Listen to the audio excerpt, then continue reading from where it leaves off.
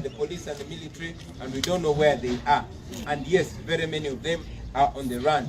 So amidst those challenges, we were still able to put together that evidence, well knowing that in the past presidential election petitions, for example, one of 2001 and one of 2006, of Dr. Museveni versus Museveni, evidence was continuously admitted in the court all through the hearing. But guess what? When we took our evidence to the Supreme Court, even before the hearing, the Supreme Court, in an unprecedented manner, rejected our evidence. We are convinced that the Supreme Court has a predetermined mind. They want to rule that we lost this petition because we did not adduce enough evidence.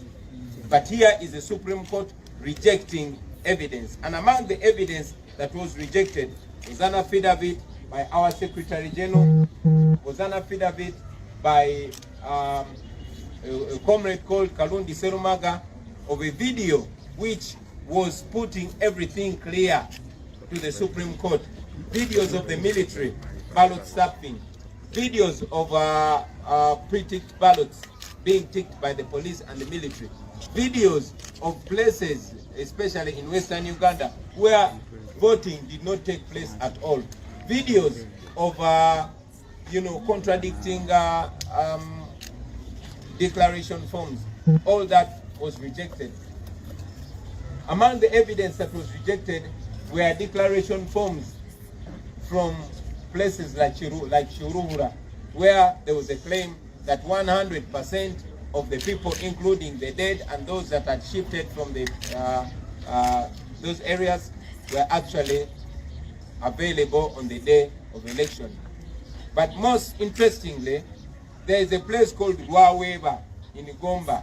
Now Rwaweba is in Wiyanja. My father, the late J.W. Sentamo, has a farm there, and we have a family there. And in Rwaweba is where more than 7 of our family members were registered to vote from. Now those 7 did not vote because some had been arrested, others had fled because they were wanted, and some were 2 women who were very, very pregnant and did not show up to the polling station. However, interestingly, at the Rwaweba polling station, the voter turnout was 100%. Now, because that evidence was too strong, and it would make it impossible for the Supreme Court, for Chief Justice Owinidoro and these people to twist the case, they uncharacteristically rejected that evidence. Up to now, we don't understand why they rejected that evidence. We brought that evidence. At first, it was rejected by the registrar, but because we know that it was within the law for us to bring evidence, there was precedence to that, because Dr. Museveni had brought in evidence way through the hearing. Our evidence was rejected, and they did not give any substantial reason. So, ladies and gentlemen, well knowing that even while we were petitioning, this office continued to be under lock and key, courtesy of Uganda Police and the military. Even when we petitioned the High Court of Uganda to order the military and police to leave this our office, like it had ordered them to leave my home, so that we could pick evidence from this our office, the High Court did not assist us. Up to now, they've not ruled on that matter. The pieces of evidence that were rejected were way beyond 200, which is very, very clear that the judiciary, the Supreme Court, is not intending to give us justice in this matter. Now, one very disturbing thing is that in the 2016 presidential election petition of Amama Mbabazi versus Museveni, even when by then the days of hearing and determining the case were 30 days. They were given over a week of submissions. But guess what?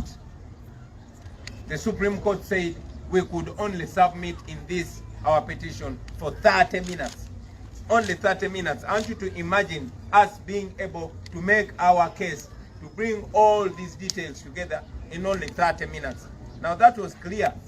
One, the Supreme Court did not want this matter to attract so much attention. Because this is a matter of very high public interest, they did not want the public to, pay so much attention. They did not want to expose themselves. But unfortunately, they ended up exposing themselves even much more bare.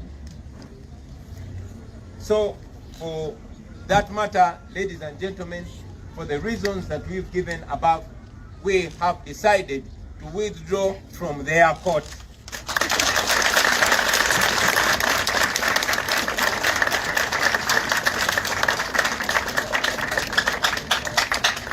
It is clear that Mr. Alfonso Owiny-Dollo and the members of his court are not interested in giving Ugandans justice.